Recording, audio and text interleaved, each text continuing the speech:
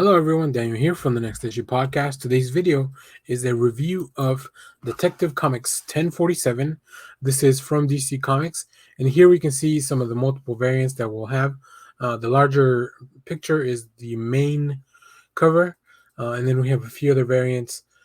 Some really cool stuff coming. Jorge Fornes, uh, uh, Liber Mejo, just having incredible art here. So I'm really excited to kind of kick off the story because this is kind of a big deal a little bit. This issue is written by Mariko Tamaki, with art by Ivan Reis, inks by Danny Miki, colors by Brad Anderson, and letters by Ariana Maher. There's also a backup story called House of Gotham. I don't have any preview art for that, but that story is by Matthew Rosenberg, Fernando Blanco on art, Jordie Bellaire on colors, and letters by Rob Leigh.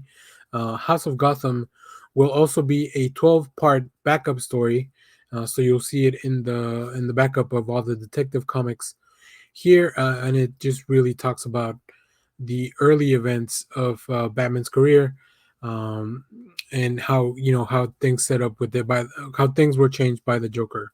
So keep that in mind as you pick these up, and make sure to read that backup story because I really think it's really good. So as far as the main story, uh, this is part one of the Tower. This is going to be a 12-part weekly Detective Comics event.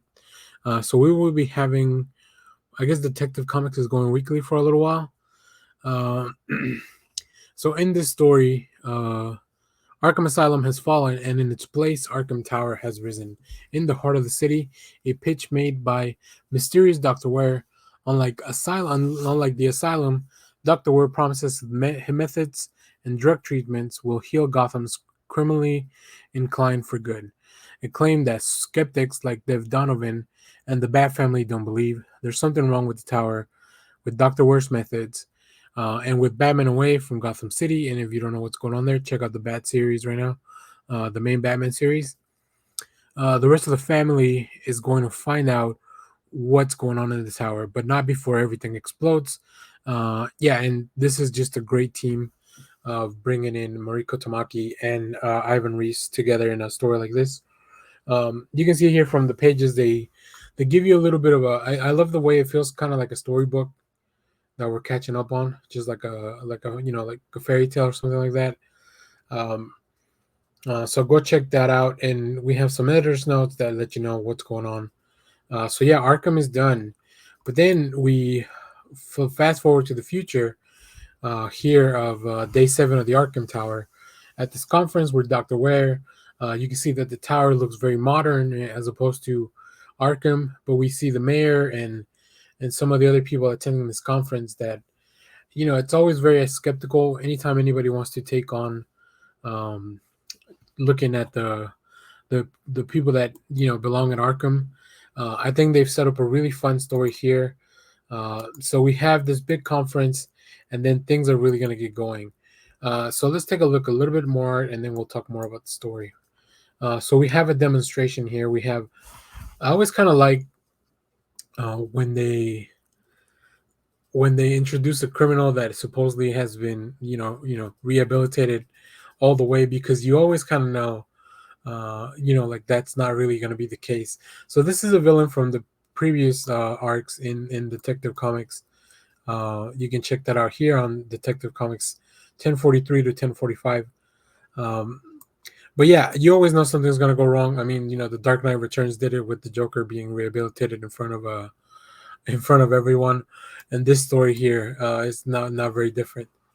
Um, we do have here also a conversation because the Bat family, they're also very skeptical of this. They also don't know what's going on. They think there's more to Dr. Ware and his drugs and his partners, whoever the companies that he's working with.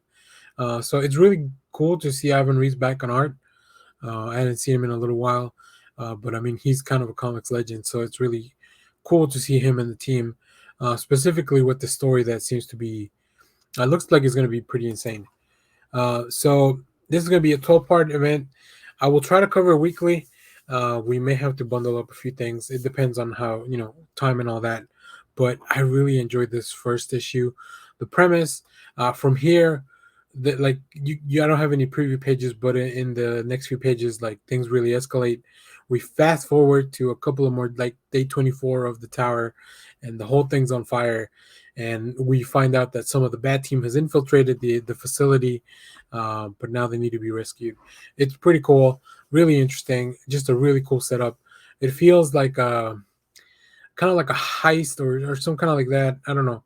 I can't think of a specific media property that this feels like, but this is a very cool trope of like, yeah, we've infiltrated the facilities. Things are starting to go wrong. We need to go get our team out of there.